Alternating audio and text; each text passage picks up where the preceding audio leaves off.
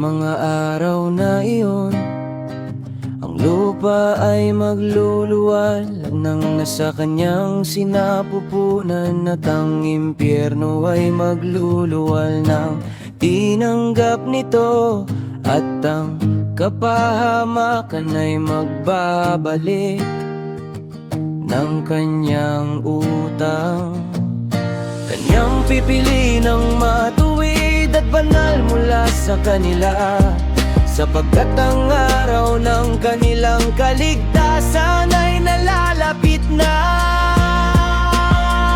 At sa mga araw na iyon, ang hinirang ay uupo sa kanyang trono, habang ang bawat lihim ng karunungang pangkaisipan ay magmumula sa kanyang bibig, sapagkat siya ay pinagkalooban at niluwalhati ng Yahweh alahaya ng mga espiritu.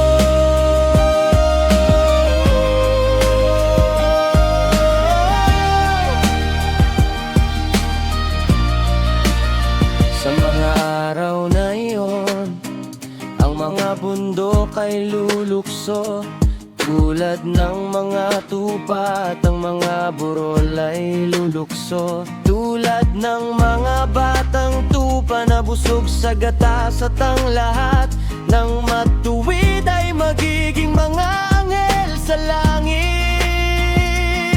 Ang kanilang mukha ay magiging maningning sa kagalakan, sapagkat sa mga araw na yon ang hinirang ay itataas. Ang lupa ay magagalak, ang mga matuwid ay tatahan dito, at ang mga hinirang ang magmamay-ari nito. Pagkatapos ng panahong iyon, sa lugar na aking nakita, ang bawat lihim na tanawin ako ay inagaw ng isang ipo-ipo at dinala pa kanluran.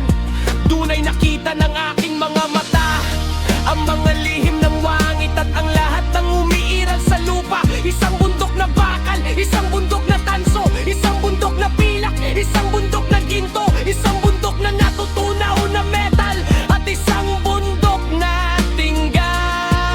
At ako'y nagtanong sa anghel na kasama ko, na sinasabi, ano ang mga bagay na ito na aking nakikita sa lihim? Sinabi niya, ang lahat ng mga bagay na ito na iyong nakikita ay para sa paghahari ng Mesiyas, upang siya'y mag-utos at maging makapangyarihan sa lupa. At sinagot ako ng anghel ng kapayapaan na sinasabi, maghintay ka lamang ng sandali at mauunawaan mo, at ang bawat lihim na bagay ay ihahayak sa iyo na ipinasya ng alaya ng mga espiritu.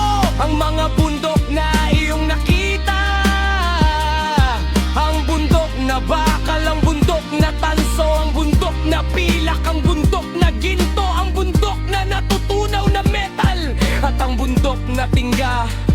Ang lahat ng ito sa harapan ng hinirang ay magiging tulad ng pulot pukiyutan sa harap ng apoy, at tulad ng tubig na bumababa mula sa itaas sa mga bundok na ito, at manghihina sa harap ng kanyang mga paa. Sa mga araw na ngayon, ang mga tao ay hindi maliligtas sa pamamagitan ng ginto at sa pamamagitan ng pilak, ni hindi nila magagawang ipagtanggol ang kanilang sarili at lumipad. Walang bakal na pananggalang sa digma.